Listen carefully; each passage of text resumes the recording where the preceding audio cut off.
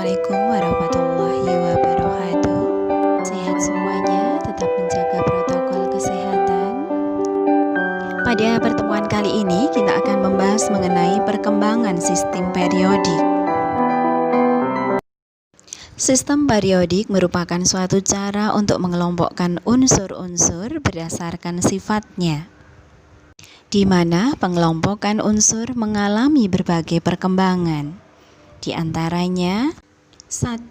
Hukum triade, 2. Hukum oktav, 3. Hukum Mendeleev dan Mayer, 4. Sistem periodik modern.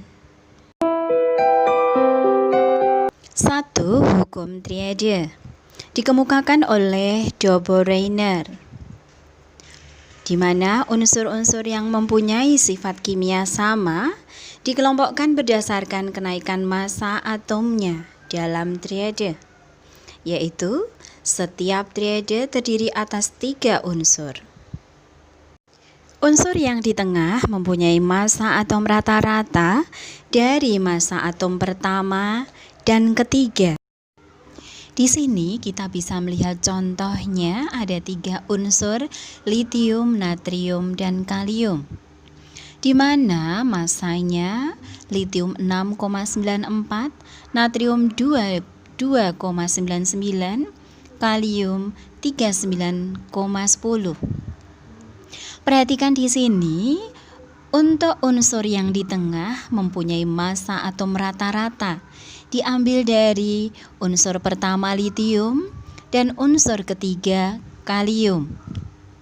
Berarti di sini dia dikatakan memiliki sifat mirip dengan kedua unsur yang lain, yaitu natrium mempunyai sifat mirip dengan litium dan kalium.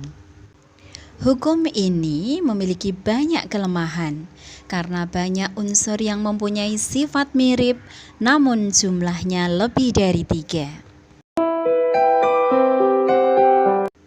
Karena masih banyak kelemahannya, maka para ilmuwan yang lain dia mengembangkan teorinya dikenal dengan nama hukum oktav. Di sini hukum oktav dikemukakan oleh John Newland, di mana unsur-unsur dikelompokkan berdasarkan massa atom.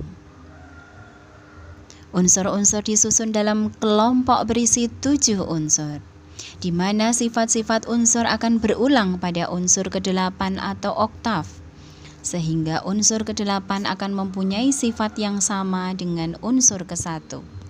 Kita bisa melihat contoh di sini, di mana unsur-unsur dalam kelompok hukum oktav berisi 7 unsur.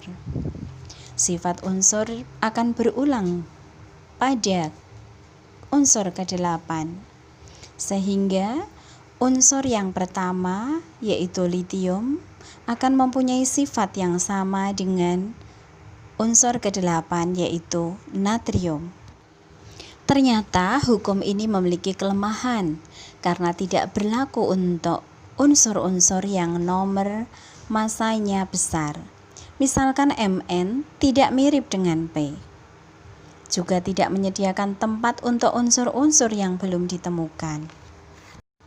Perkembangan selanjutnya yaitu hukum Mendeleev dan Mayer. Pada hukum ini terbentuk yang namanya susunan berkala. Di sini ditemukan secara terpisah oleh Mendeleev dan Mayer, di mana unsur-unsur disusun dalam tabel. Unsur dengan sifat-sifat yang sama diletakkan dalam satu kolom dari atas ke bawah. Di sini Mayer mendasarkan pada sifat-sifat fisika, sedangkan si Mendeleev berdasarkan sifat kimia dan fisika. Selanjutnya, sifat-sifat unsur merupakan fungsi periodik massa atomnya, di mana terdiri atas 8 golongan dan 7 periode.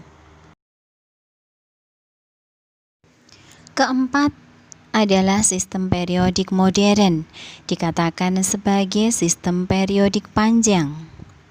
Di sini unsur-unsur disusun berdasarkan kenaikan nomor atomnya. Selanjutnya, unsur-unsur yang jumlah tingkat energi atau kulit elektronnya sama akan diletakkan pada satu periode. Kemudian, unsur-unsur yang jumlah elektron valensinya yang sama diletakkan pada satu golongan. Di sini, dalam sistem periodik panjang, sifat logam ke arah kiri, sifat non-logam ke arah kanan. Pada sistem periodik panjang terdapat dua jenis golongan, yaitu golongan A dan B. Untuk lebih jelasnya mengenai sistem periodik modern akan dikenalkan di materi selanjutnya, pengenalan tabel periodik modern.